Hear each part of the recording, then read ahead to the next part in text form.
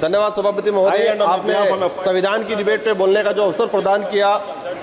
आज हमारे देश के लिए एक सबसे सर्वोच्च और सबसे शुद्ध ग्रंथ है संविधान। आज इस सदन में मैं पहुंचा हूं, कहीं न कहीं उस संविधान की मेहरबानी है और मेरे निर्वाचन क्षेत्र की जनता की मेहरबानी है। मैं संविधान को नमन करते हुए, मेरे क्षेत्र की जनता को प्रणाम करते हुए मैं मेरी बात को रखना चाहूंगा। इस संविधान के अंदर प्रावधान किया गया है कि इस देश के अंदर रहने वाला प्रत्येक वर्ग और विशेषकर ध्यान रखा गया है जो इस देश का जो गरीब है तबका है और आदिवासी समुदाय हो, एससी समुदाय हो, उनके उद्धार के लिए प्रावधान किए गए संविधान के अंदर। लेकिन आज बड़े दुख के साथ कहना पड़ रहा है कि 75 वर्ष हो गए, लेकिन संविधान के अंदर जो आदिवासी समुदाय के हित में जो प्रावधान बने हुए हैं, अनुच्छेद 244(1) के अंतर्गत 5वीं अनुसूची, अनुच्छेद 244(2) के अंतर्गत 6ठी अनुसूची के तहत अनुसूचित क्षेत्र, जनजाति क्षेत्र के प्रावधानों को आज तक धरातल पे लागू नहीं किया गया है। ये स्पष्ट होता है कि वर्तमान या पूर्व की सरकारें जो भी रही हो, उन सरकारों को आदिवासी समुदाय के हित में और संविधान के अंदर आदिवासी के जो प्रावधान है उनके लिए क्या मानसिकता रही है। माननीय सभापति महोदय,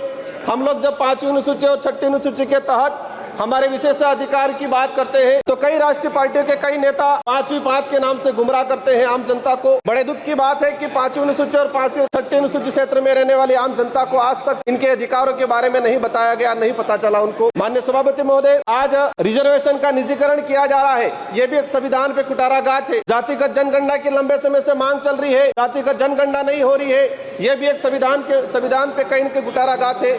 मणिपुर की जो घटनाएं हुई है उससे भी ये सिद्ध होता है कि संविधान पे कहीं न कहीं कुटाराघात है। माननीय सभापति महोदय, इस अवसर पे मैं भीमराव अम्बेडकर जी, बाबा साहब, जयपाल सिंह मुंडा, नेहरू जी, ऐसे कई महापुरुषों को याद करना चाहूंगा जिन्होंने इस देश को शानदार संविधान दिया है। और इसी अवसर पे आज ही के दिन जो शहीद हुए सैनिक हैं, इनको भी नमन करना चाहूंगा। संविधान के प्रावधान के तहत पैसा एक्ट आया इस देश के अंदर, 1996 में पैसा एक्ट आया। आज 28 साल हो गए, लेकिन आज भी कई राज्यों में पैसा एक्ट के कानून नहीं बने हुए हैं। माननीय सभापति महोदय, पैसा एक्ट में प्रावधान है कि शेड्यूल एरिया के अंदर जो भी जमीन है, कोई भी उद्योगपति या कोई भी गवर्नमेंट लेती है तो उसको पैसा एक्ट की ग्राम सभा के तहत अनुमति लेना अनिवार्य है। लेकिन आदिवासी क्षेत्र के अंदर देखा गया है कि राष्ट्रहित के नाम से भूमि अधिग्रहण की जाती है, पैसा एक्ट को नजरअंदाज किया जाता है। हमने कई जगह देखा खनन के नाम पे पैसा एक्ट के तहत ग्राम सभा का बिना परमिशन के और लिया गया।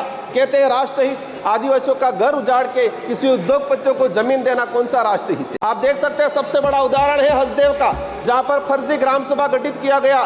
क्लियर है कि ये कहीं न कहीं पूरे संविधान की धज्जियां उड़ाने का काम किया गया है। माननीय सभापति महोदय, हम अगर देखना चाहें कि कितनी जगह पैसा एक्ट की ग्राम सभा की अनुमति ली गई, पिछले 10 सालों के अंदर कितने प्रोजेक्ट ट्राइबल इलाके में लागू किए गए और कितनी जगह पैसा एक्ट की ग्राम सभा ली गई है। 10 सालों का अगर डाटा निकाल के देखेंगे, दूध का दूध, पानी का पानी हो जाएगा और यह स्पष्ट हो जाएगा कि वर्तमान सरकारें हो या पूर्व की सरकारें हो, आदिवासी समुदाय के जो संवैधानिक अधिकार है उनके लिए कितने संवेदनशील है। माननीय सभापति महोदय, आज अगर हम बात करें, जब जयपाल सिंह मुंडा संविधान सभा की जब चर्चा हो रही थी तो जयपाल सिंह मुंडा ने कहा था कि आदिवासियों को लोकतंत्र सिखाने की जरूरत नहीं है, आदिवासियों से लोकतंत्र सीखने की जरूरत है जो हजारों सालों से जीता आ रहा है। और ये मानना पड़ेगा कि संविधान निर्माताओं ने भी जब देखा गया कि आदिवासी समुदाय की गण व्यवस्था, गमेती पटेल मुखिया की व्यवस्था, उसी को कहीं न कहीं अडोप्ट किया गया है। लेकिन आज लोकतंत्र में जिस तरह से तानाशाही हो रही है, ये कहीं न कहीं आज आम जनता, आम गरीब के लिए दिक्कत है। जल जंगल जमीन, आदिवासी जीवन का आधार है, ये बिरसा मुंडा जी और जयपाल सिंह मुंडा का कहना था। लेकिन आज उसी जल जंगल जमीन को उजाड़ा जा रहा है। माननीय सभापति महोदय, आदिवासी समुदाय को अपना अलग एक पहचान, पूर्वजों के त्याग बलिदान आधार पर आरक्षण का अधिकार मिला है।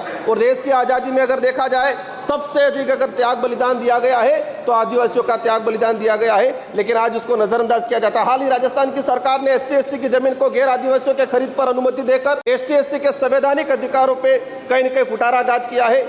माननीय सभापति महोदय, अनुच्छेद 243 ZC के प्रावधानों की धज्जियां उड़ाई जा रही है। आदिवासियों के संवैधानिक अधिकारों को लेकर सुप्रीम कोर्ट के कई जजमेंट आए। Samatha judgement 1997, Vedanta judgement 2013, Ramareddy versus state Andhra Pradesh 1998, Kailash बनाम महाराष्ट्र सरकार 11 जनवरी 2005। लेकिन आज तक इन सुप्रीम कोर्ट, हाई कोर्ट के जो जजमेंट है वो आज तक लागू नहीं किए गए। आप अपन निकाल के देखेंगे, जितने भी जजमेंट आए ट्राइबल इलाके के हित को लेके, आज तक उनको लागू नहीं किया गया है। माननीय सभापति महोदय, हजारों वीरों के बलिदान के बाद Chota Nagpur tenancy act 1908, Santal Pargana tenancy act 1949, Wilson rules 1837, ये जो जितने भी जो एक्ट आए थे, हजारों लोगों ने अपना बलिदान दिया था, इसके बाद आए थे, लेकिन देखा गया है आजादी के बाद इन किसी भी एक्ट पे कोई प्रावधान नहीं किया गया है। माननीय सभापति महोदय, मैं लास्ट 30 मिनट में आपकी बात में समझ रहा हूं, मैं अपनी बात को रखूंगा। हमारे देश की न्याय व्यवस्था की बात करें, धन्यवाद। एट्रोसिटी की जो बात करें, देश के अंदर इतनी एट्रोसिटी हो रही है,